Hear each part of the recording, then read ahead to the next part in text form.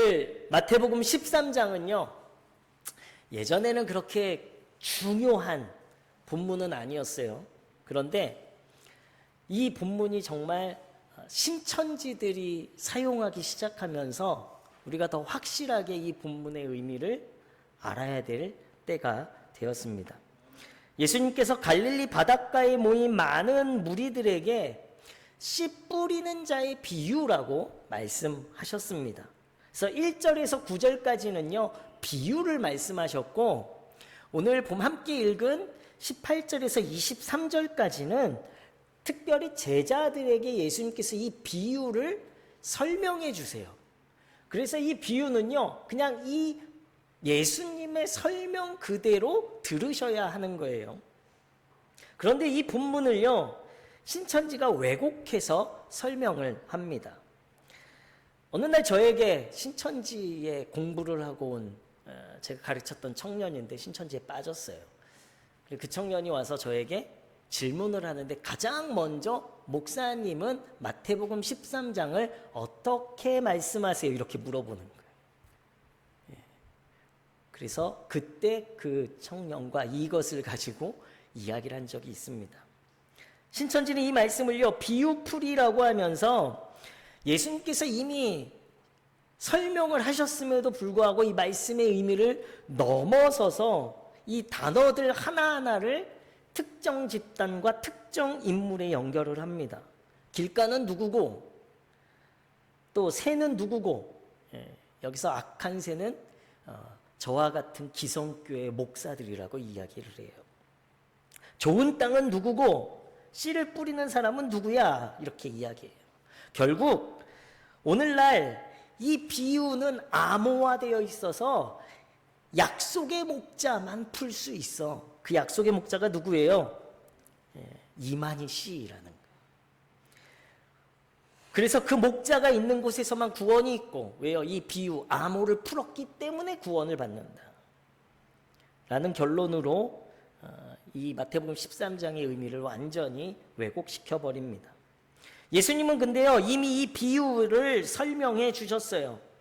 우리는 예수님의 이 설명보다 더 많은 뜻을 만들어낼 권한이 없습니다. 비유는 암호가 아니라 하나님 나라를 이해하도록 돕는 그림일 뿐이에요. 그렇기 때문에 우리는 18절부터 시작되는 예수님의 해설 그대로를 읽어야 하는 거예요. 그런데 이 비유를 읽다 보면요, 우리가 이상한 점 하나를 발견하게 됩니다. 그것은 농부가 왜 씨를 뿌릴까? 길가에도 뿌리고 돌밭에도 뿌리고 가시밭에도 뿌립니다. 효율적으로 따졌다 보면요, 먼저 우리 다 농사들 저 보셨잖아요. 그죠? 밭을 어떻게 하죠? 다 일궈내죠. 갈아엎습니다. 그리고 돌이 있으면 돌을 치우고, 가시가 있으면 가시를 제거한 다음에 좋은 땅에 씨를 뿌리는 게 맞아요. 정성스럽게. 우리는 효율적으로 생각합니다. 또 더 많은 결실을 맺기 위해서는 바로 이런 일들을 해야 되는 것이 맞아요. 실패할 곳에는 투자를 하지 않습니다. 그런데 하나님은 그러시지 않으셨다라는 거예요. 사실 우리도 이런 질문을 많이 합니다. 왜 나를 이런 직장에 보내셨지? 왜 이런 배우자를 만나게 하셨지? 옆 사람 쳐다보세요. 배우자가 있으시죠. 왜 이런 배우자를 만나게 하셨지? 한 번도 이런 생각 안 해보신 분? 왜 아무도 없어요. 우리 아이들, 왜 우리 부모님은 돈이 없는 거야? 두 아들들 특별히 좋아한다. 왜 이런 부모를 만나게 하셨지? 왜 나를 이런 교회에 보내셨지? 사랑도 없고, 왜 나는 복음 거절하는 사람들만 만나게 될까? 복음 전하려고 하면 거절당하고 수치와 모욕을 당하기도 합니다. 선을 행하려 하면 오해를 받고 사랑하려면 상처를 받아요. 그럴 때 우린 말합니다. 하나님, 왜 나를 이곳에 뿌리신 거예요? 하나님이 뿌리신 이 밭이 너무 이상해요. 나를 좀 좋은 곳에 보내주시지. 오늘 본문은요, 우리에게 전혀 다른 생각을 하게 합니다. 내가 어떤 밭에 뿌려졌느냐가 중요한 것이 아니라 뿌려진 자리에서 무엇이 되느냐가 중요한 거예요. 씨는 자기 땅을 선택하지 않습니다. 씨는요, 그저 뿌려진 자리에서 살아내는 거예요. 더 정확하게 말하면 뿌려진 자리에서 썩어져서 뿌리를 내릴 뿐입니다. 오늘 본문 말씀은 갑자기 등장한 비유가 아니에요. 우리가 10장에서 보면 예수님이 제자들을 세상에 파송하시는 말씀을 우리 계속해서 배웠어요. 그죠? 10장에서 또 11장에서. 우리 지난주에 어떤 말씀 전했죠? 네? 멍에. 함께 지는 멍에. 우리 장로님이 어제 저랑 얘기하시는데, 목사님 똑같은 말씀을 1년 365일 하십시오. 성도들이 귀에 못이 박히도록. 지난주 말씀도 다 기억 못합니다. 예. 죄송해요. 어제 장로님이 저에게 물어보셨는데 저도 기억을 못하더라고요. 함께 지는 멍에. 예수님의 멍에를 우리가 함께 지는 것. 봉사, 선교, 헌신. 그것에도 말씀드렸죠. 우리가 10장에서부터 쭉 우리가 마태복음의 말씀을 들었어요. 누구에게 하시는 말씀이었습니까? 제자들에게 하시는 말씀이었어요. 제자들을 예수님이 파송 보내시면서 너희들에게 좋은 일만 있지 않을 거야. 고난도 있고 핍박도 있고 박해도 있을 거야. 때로는 너희들을 극진히 영접하는 사람도 있을 거야. 이 말씀을 예수님이 하셨어요. 바로 12제자를 세상에 보내시면서 좋은 환경을 약속하지 않으셨습니다. 고난과 핍박이 있을 거야. 양을 이리 가운데 보내는 것 같다라고 예수님이 말씀하십니다. 핍박도 배신도 거절도 죽음도 있을 거야. 그러면 제자들이 질문하죠. 그럼 예수님 왜 우리를 그곳으로 보내십니까? 우리를 좋은 곳으로 보내주시지. 그런데 복음은요, 좋은 사람에게만 전하는 것이 아닌 거예요.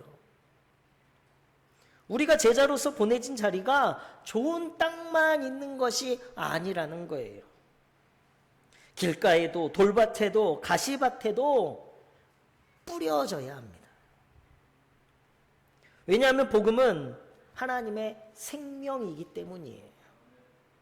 거절당한다고 끝나는 것이 아닙니다. 복음은 죽어도 다시 살아나요. 복음은 썩어도 열매를 새롭게 준비합니다. 이것이 복음의 능력이에요.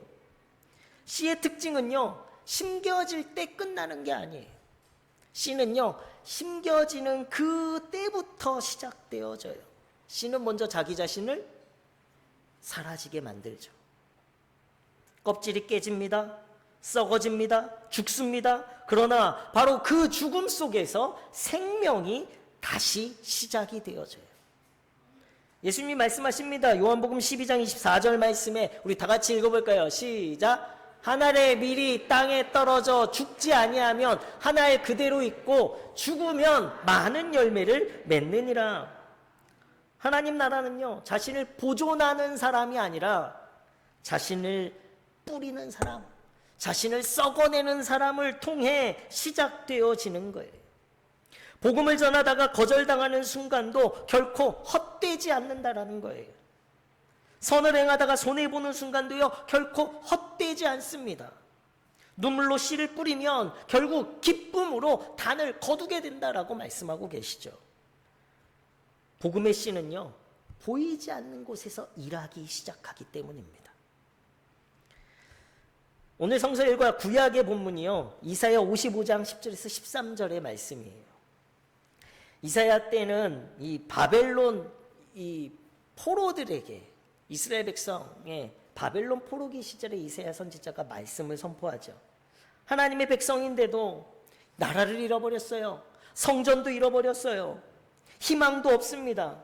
그들의 눈에는요, 자신이 뿌려진 곳이요, 길가보다도 더 척박한 땅이었어요. 그런데 하나님이 말씀하십니다. 55장 10절에서 11절 말씀 보면요, 이는 비와 눈이 하늘로부터 내려서 그리로 되돌아가지 아니하고 땅을 적셔서 소출이 나게 하며 싹이 나게 하여 파종하는 자에게는 종자를 주며 먹는 자에게는 양식을 줌과 같이 내 입에서 나가는 말도 이와 같이 헛되이 내게로 되돌아오지 아니하고 나의 기뻐하는 뜻을 이루며 내가 보낸 일에 형통함이니라. 하나님의 말씀이, 입에서 나간 말씀이 어떻게 해요? 헛되게 하나님께 다시 되돌아오는 것이 아니라 결국엔 하나님의 기뻐하시는 뜻을 이룬다라는 거예요. 하나님의 말씀은 환경을 보고 역사하는 것이 아니고요, 환경을 변화시키며 역사하는 능력입니다. 이사야가 말씀을 선포한 곳은요, 우상숭배의 한복판인 포로된 땅이었어요. 그러나 그 땅에 에스겔 선지자도 하나님의 말씀을 전했고, 다니엘은 그 말씀대로 살아가고요, 생명을 걸고, 에스라도 말씀을 준비하죠. 좋은 땅이 생기면 말씀 지키겠습니다. 나를 좋은 곳에 보내시면 내가 말씀 지킬게요. 그것이 아니라 내가 그 말씀을 가지고 그 땅을 변화시키도록 그곳으로 나아가는 거예요. 그것을 믿었기 때문에, 이 하나님의 말씀의 능력을 믿었기 때문에 그 말씀 가지고 길가든 돌밭이든 가시밭이든 나아가는 거예요. 결국 그 믿음은 이스라엘 백성을 포로에서 돌아오게 합니다.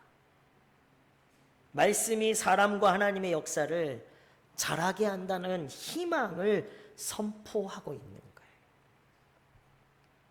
우리는 환경을 바꾸려고 하죠. 그러나 하나님의 말씀은 먼저 심는 거예요. 말씀이 먼저 뿌려지고 보이지 않는 말씀의 생명력이 결국 그 땅을 변화시킵니다. 씨는 결코 죽는 것이 아니라 그곳에 새로운 생명이 나게 하는 걸음으로, 새로운 생명력으로 나타나는 거예요. 로마서 8장에서 바울이 그것을 설명합니다. 초대교회 제자들은요, 좋은 땅에 뿌려지지 않았어요. 예루살렘에선 핍박을 받았고요, 사마리아에선 박해를 피해 쫓겨났습니다. 로마에선 순교당하기까지 했어요. 세상적으로 보면 모두가 길가요, 돌밭이요, 가시밭길에 뿌려진 거예요. 그런데 복음은 더 넓게 퍼졌습니다. 왜 그렇습니까?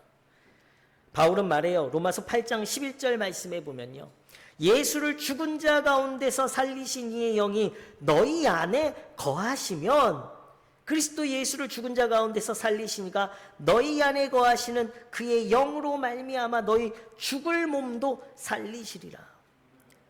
씨에게 생명력이 있는 것은요, 씨의 능력이 아니라 그 씨와 함께하는 성령이 함께하고 있기 때문입니다.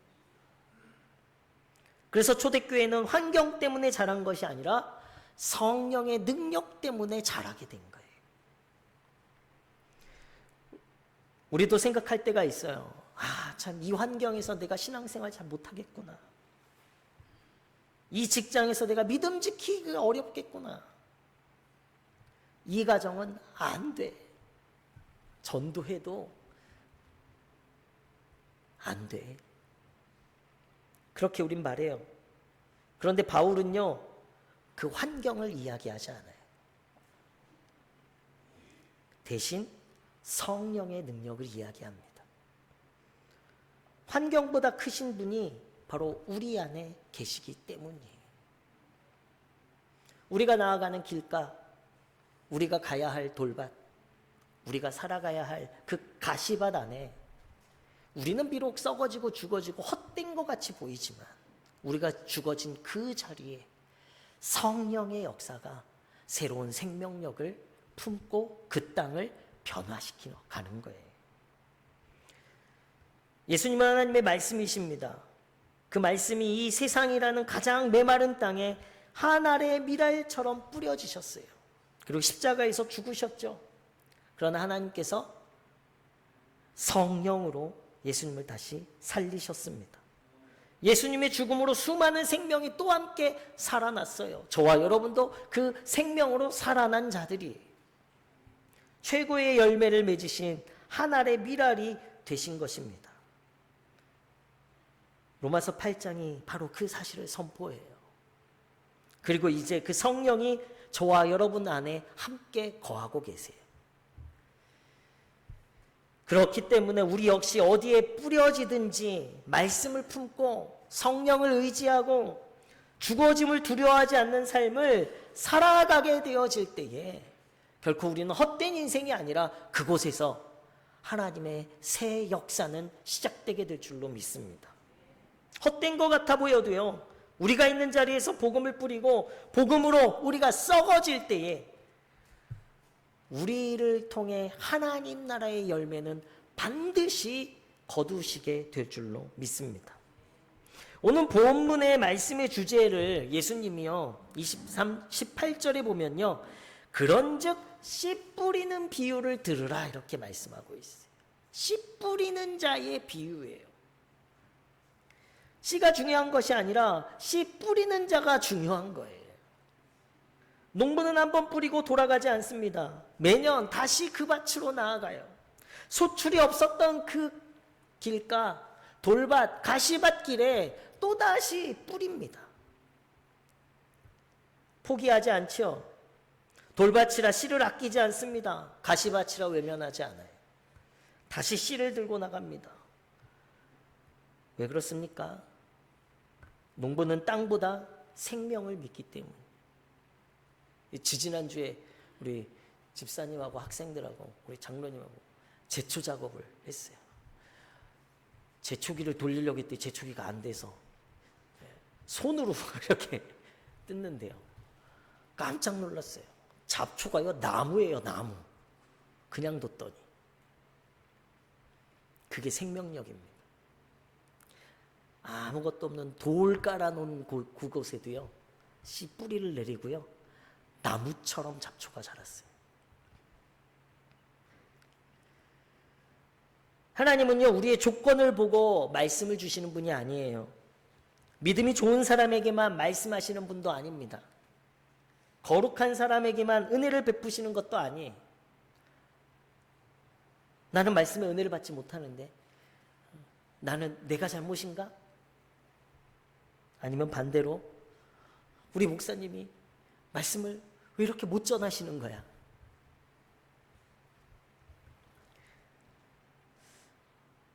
그러나 하나님은요, 오늘도 길가 같은 마음에도 돌밭 같은 인생에도 가시덤불 같은 삶에도 끊임없이 하나님이 말씀을 뿌리시는 거예요.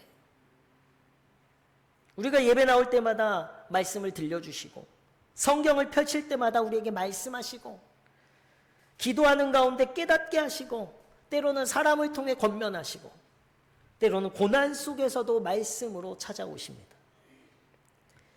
우리보다 하나님께서 먼저 우리를 포기하지 않으셨기 때문에 오늘도 우리에게 말씀이 뿌려지는 거예요. 사람은 한두 번 거절당하면 돌아섭니다. 그러나 하나님은 다르세요. 한 번 말씀하시고 끝내지 않으십니다. 넘어져도 다시 말씀하시고 죄를 지어도 다시 부르시고 눈물 흘릴 때도 다시 찾아오시고 회개하지 않는 사람에게도 오래 참고 기다리시는 거예요. 왜 그렇습니까? 하나님은 씨가 싹 트지 않는 오늘만 보시는 분이 아니라 언젠가 열매 맺을 내일을 보시는 분이시기 때문이에요. 그래서 하나님은 오늘도 씨를 뿌리시고요, 오늘도 인내하시며 씨를 뿌리시는 거예요. 이것이 하나님의 오래 참으심입니다. 베드로는 이렇게 말해요. 베드로후서 3장 9절 말씀에 주의 약속은 어떤 이들이 더디다고 생각하는 것 같이 더딘 것이 아니라 오직 너희를 대하여 오래 참으사 아무도 멸망하지 아니하고 다 회개하기에 이르기를 원하시느니라. 하나님께서 심판의 날이 있기까지 말씀을 거두지 않으시고 하나님은 뿌리십니다. 끝까지 씨를 뿌리시고 끝까지 기다리시고 끝까지 돌아오기를 바라시는 거예요. 다음 주에는 가라지 비유를 말씀을 나눌 텐데요. 오늘 이 말씀과 연결해서 우리가 봐야 돼. 왜 가라지를 뽑으면 더 많은 결실을 맺을 텐데. 우리를 향한 하나님의 헌신이 바로 여기 있어요. 오늘도 참고 기다리시는 거예요. 우리의 헌신보다 먼저 하나님의 인내와 자비와 긍휼함이 있었기 때문에 오늘도요, 우리의 삶 가운데 하나님의 말씀은 뿌려졌고, 그리고 하나님은 우리를 또다시 기다리시며 우리를 세상의 길가 돌밭과 가시밭길로 우리를 뿌려 보내시는 거예요. 예수님은 좋은 땅에 떨어진 씨는 30배, 60배, 100배의 열매를 맺는다고 하셨습니다. 이것이 단순한 농사의 풍년을 말씀하시는 게 아니에요. 하나님께서 우리의 헌신을 결코 헛되게 하지 않으신다라는 약속의 말씀이에요. 우리가 직장에서 믿음을 지키기 위해 손해를 감수한 순종이요, 언젠가 다른 누구에게 예수님을 바라보게 하는 열매가 되는 거예요.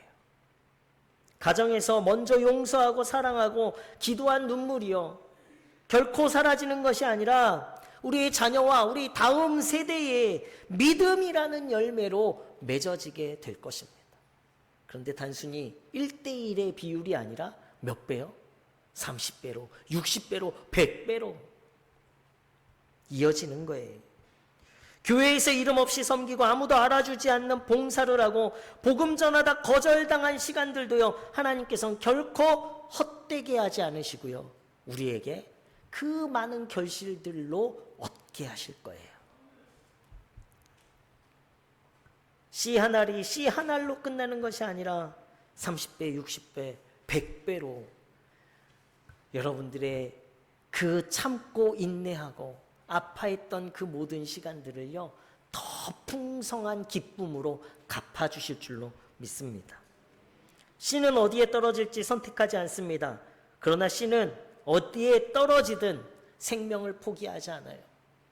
새가 와서 먹어갔다 해도 그 새를 살리는 생명의 먹이가 되어져. 돌밭에 뿌려져서 뿌리가 다 말라 없어졌다 해도 그것이 그 돌밭을 기름지게 만드는, 그래야 그 다음에 뿌려진 씨는요, 더 튼튼하게 자라게 하는 거름의 생명력이 되어지는 거예요.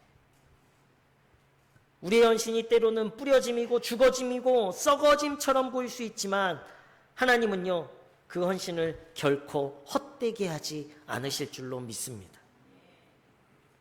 사랑하는 우리 문혜교회 성도 여러분, 좋은 환경을 기다리는 성도가 아니라 하나님께서 보내신 오늘 우리가 가야 할 그 자리, 기꺼이 그곳에서 여러분들을 뿌리시고 여러분들을 썩어지게 하셔서 그곳에 놀라운 생명력의 역사를 만들어내는 걸음들이 되어지시길 예수 그리스도 이름으로 축원합니다. 그럴 때 어떤 분들은요, 그 좋은 곳에 뿌려졌을 때 그곳에서 걷게 되어지는 30배, 60배, 100배의 놀라운 그 결실을 함께 썩어지고 뿌려졌던 모든 성도들이 함께 누리는 기쁨으로 우리가 누리게 될 줄로 믿습니다. 하나님께서 성도들의 뿌려짐을 통해 하나님 나라의 열매를 맺어가시길 예수 그리스도의 이름으로 축원합니다.